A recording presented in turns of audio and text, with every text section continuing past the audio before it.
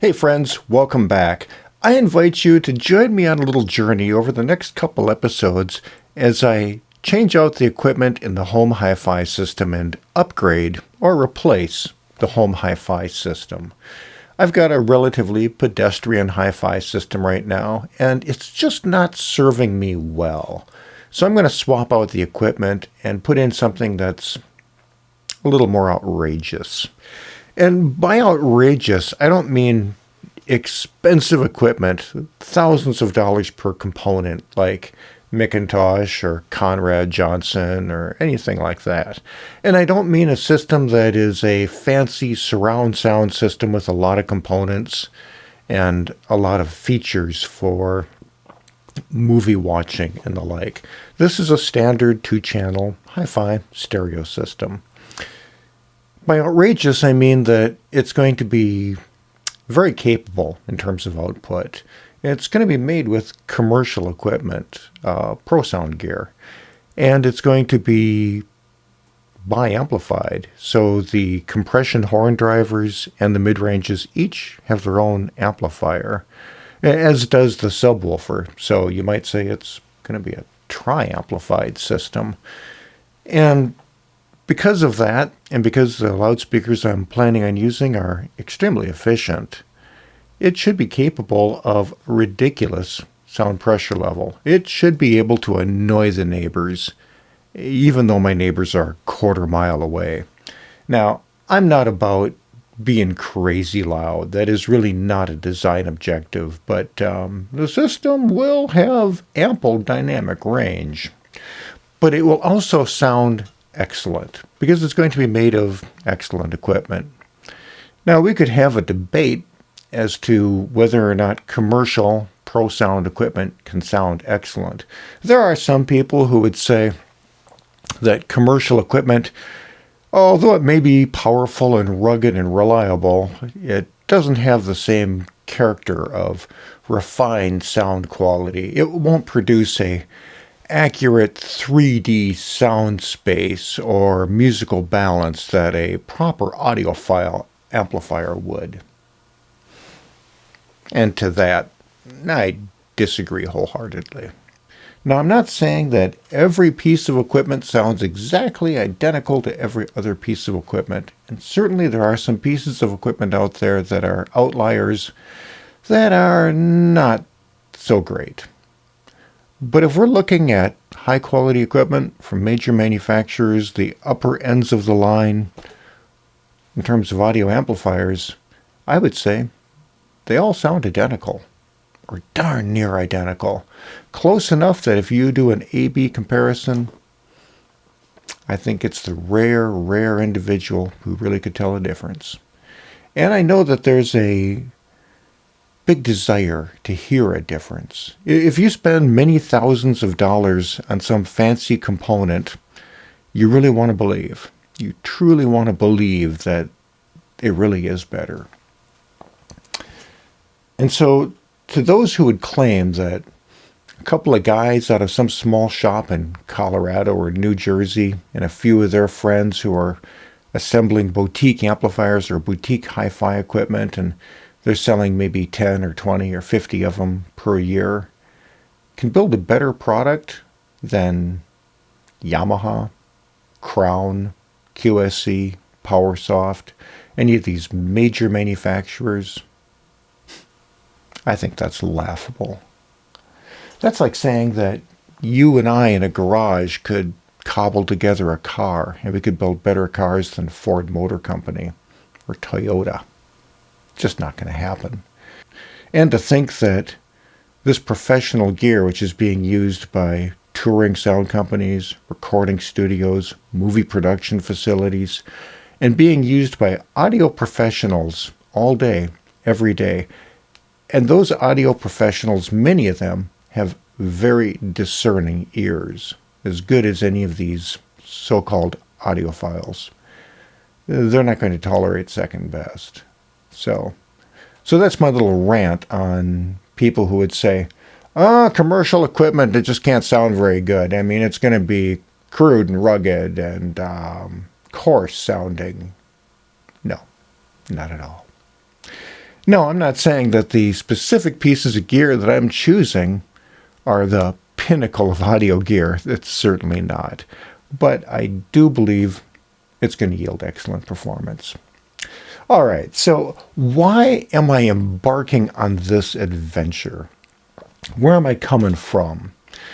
Well, my current system is a fairly pedestrian system. It's actually not used all that often. The system I use most of the time is in my office, and this one is just down in our sitting room, and it's not used that often, but it's nice to be able to have a little background music once in a while.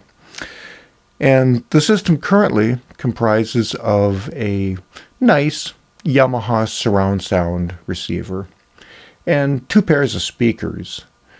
First pair of speakers is a set of Infinity bookshelf speakers, the Infinity Primus 160s. And I think that those are nice speakers. They're nothing spectacular, they're nothing amazing, but I think they sound pretty good. Maybe a touch on the bright side. But they're small bookshelf speakers. They're 6.5-inch woofers. And in this application, in my room, I just don't think that they're really enough. I want bigger speakers with a little more capability. And then the other set of speakers I have are a set of Domus Mirages. You probably haven't heard of them because they're a audiophile boutique speaker. I think only made 100 or 200 copies of them. And they are pretty spectacular. They were designed back in 1980 by a friend of mine named D. Michael Shields, who was running the DLK Domus loudspeaker company out of Mendota Heights, Minnesota.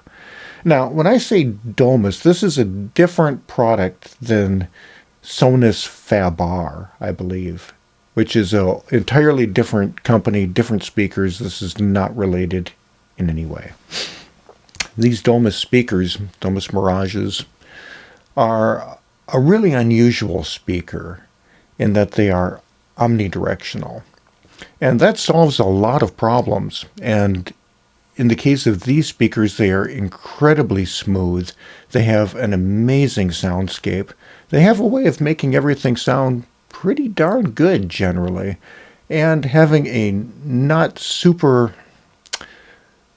critical listening position stereo image. So you can move around the room quite a lot and still get a proper spatial perspective of the music. The omnidirectional design is really pretty impressive. Now, they're not the first omnidirectional speakers to hit the market. Ohm had some speakers previously that were marketed as omnidirectional speakers, but Ohm used a rather unique radiator system inside of their speakers that, let's say it introduced as many acoustical problems as it solved. There were some pluses with the design, but the execution was lacking, and those speakers, well, let's say that they didn't really survive the test of time. Whereas in the Mirages that were designed by Mr. Shields, he solved those problems, and he uses conventional drivers in a vertically aligned array, and there's a lot of engineering and science in it, and the physical spacing of all those components is extremely critical, and the crossover is very complicated, and he made it work. Those speakers are fairly large cabinets. They have 12-inch woofers, and they would be capable of being more than adequate. However, they don't work for me. They don't work for my room. Those speakers, in order to really come into their own, need a room that's as majestic as they are. And although they were very fancy speakers, they were very expensive at the time. They were over $1,000 a piece retail back in 1979, 1980. So I suppose that means today they'd be $4,000 a cabinet. But the problem with those speakers in my environment is my room just does not support them. They work really well in a room that's very large, that has reasonable reverberance control, doesn't have a lot of really reflective boundary surfaces nearby. But unfortunately, in my case, the loudspeakers and the speaker system is in a little jutted out area from the room with a glass wall nearby. So I have boundary surfaces pretty close to the speakers, and those reflections just do not work well with the omnidirectional speakers. And furthermore, those Mirage loudspeakers are relatively inefficient and power hungry. And so speakers just aren't working for me, and I want to change out the speakers. And then we get to the receiver, the Yamaha receiver. I think the Yamaha receiver is a great surround sound receiver, but I don't need surround sound. And this receiver has a lot of DSP functionality, so you can choose different type of room environments you want to simulate. That doesn't impress me that much. And it doesn't really provide easy, convenient access to just some simple tone controls. And more so, this receiver has a vacuum fluorescent display that illuminates that is getting weak over the years. And that weak display, in conjunction with my poor eyesight, makes it hard for me to operate the receiver.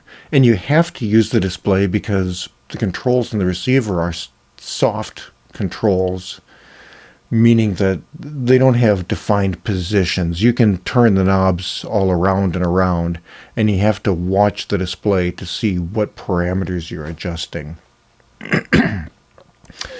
So I find that receiver, although it's a good receiver, has plenty of power, it has low distortion and such, to lack some of the convenience features that I would like to have. And so I want a more simple preamplifier that just has input source switching on a standard mechanical switch, a volume control. Tone controls would be nice.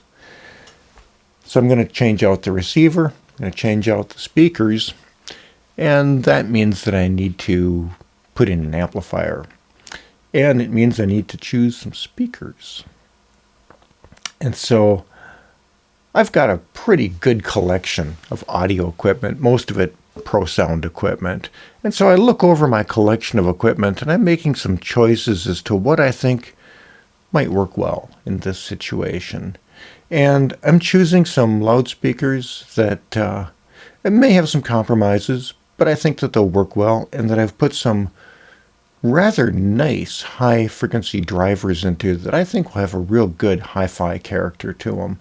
And I know that these speakers are highly efficient and they have constant directivity output. So they'll be able to direct the sound to the space where I want it to be without splashing too much on the walls and other boundary surfaces that are unfortunately a bit reflective in my room. So I think it's going to work out pretty well. And we will find out as we move forward on assembling this system. So I think at that point, I'll wrap this up. And in our next episode, I'll talk about the amplifier that I choose for this adventure and some modifications that I'm going to do to it to make it a little bit more home friendly.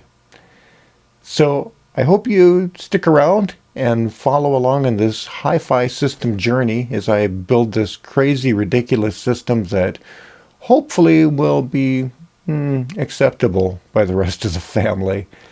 And we'll see how it goes. Thanks for tuning in. I'll catch you soon on the next upcoming episode.